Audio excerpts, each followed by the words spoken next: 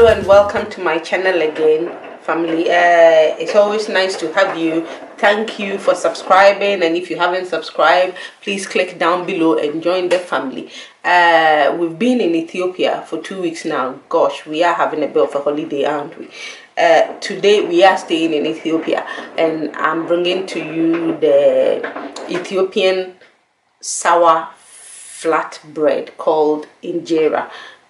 Let's crack on and make Injera. At the minute, this is how I make it. I put a bit of wholemeal flour,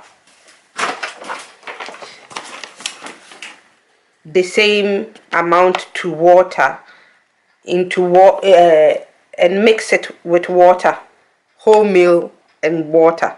Mix it, leave it for 48 hours and get it to ferment. Then we get the sourness. And then this is teff flour that I've soaked in water for 48 hours too. Now I'm going to put both of this in the blender.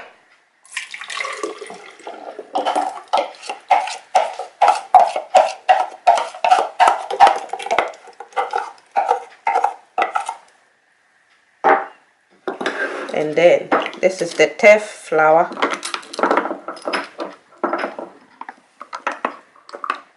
which is also been in here for 48 hours. So we combine these two.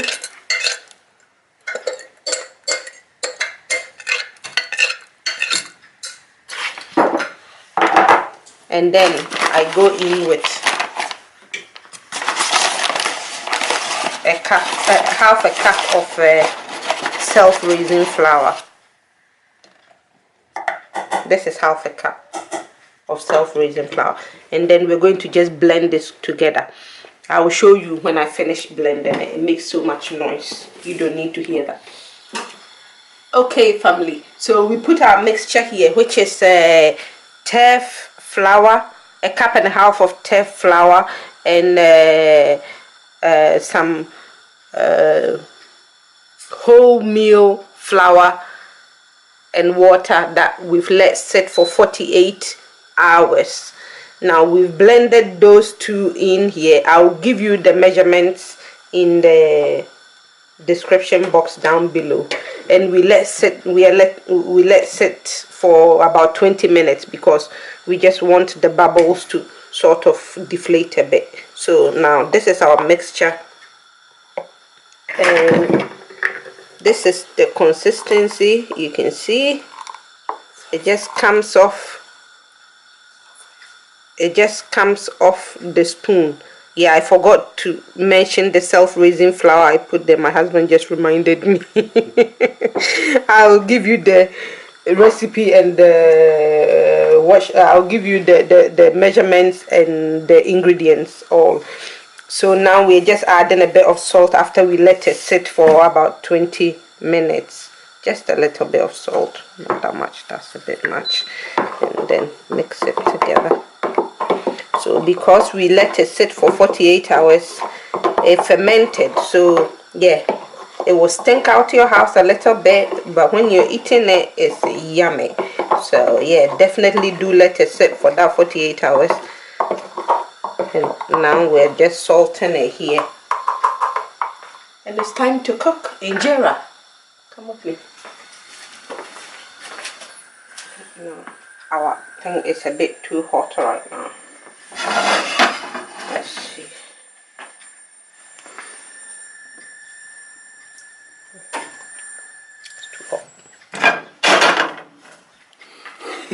Our pan is too hot, so we're gonna have to wait a bit. You don't want it way too hot. You want it moderately heated, and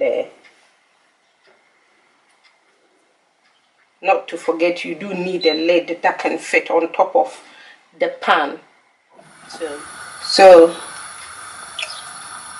basically we are ready to do our Injera. So to test it, once you know the water runs off like that, then your pan is ready basically. What you do is you pour it in one corner. and then you spread it.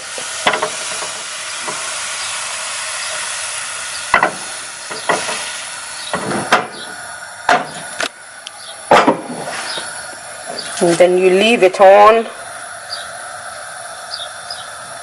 until you see the ice pop. Lots of it pop, maybe 3/4 of it popped, and then cover it, put the lid on it, and then let the steam do its job.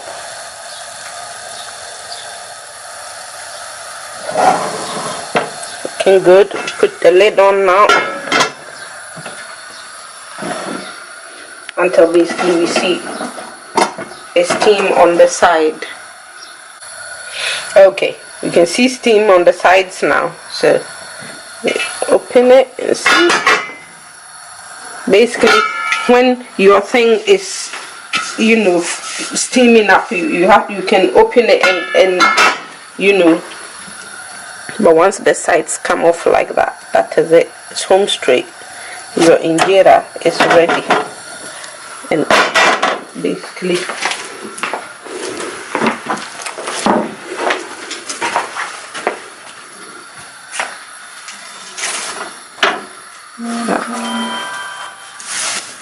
oh well, you don't slide it off the thing like that, but yeah, you carry on and do this.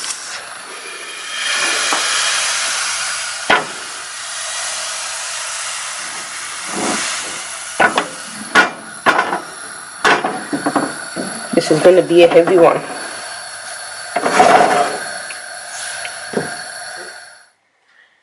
Okay, family, so thanks for joining me again today.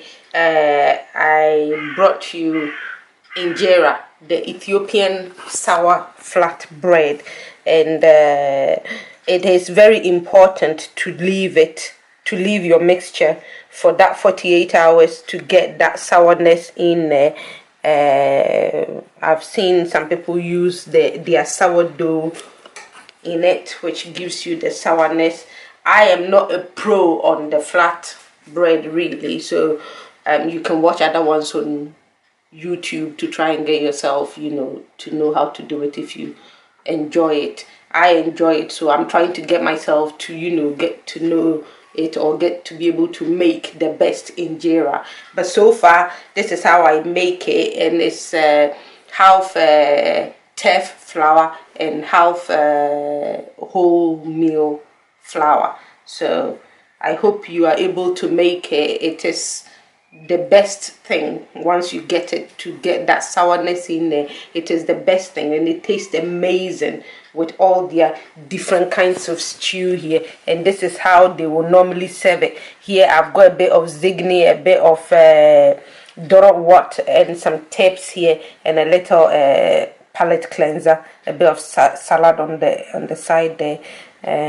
Yeah, with a little bit of the drink on the side, and you're sorted. Your Ethiopian dinner is ready. So I hope you make yours and enjoy. If you know you are Ethiopian yourself and you have a better way of making the injera, easier way, just hit me down below and let me know, because I would really love to know how to make the best injera in my house and not have to go to London to buy it every time. Thanks for watching, and if you haven't subscribed, please subscribe, like the video, and share it with your friends. Thank you for joining me today. Bye.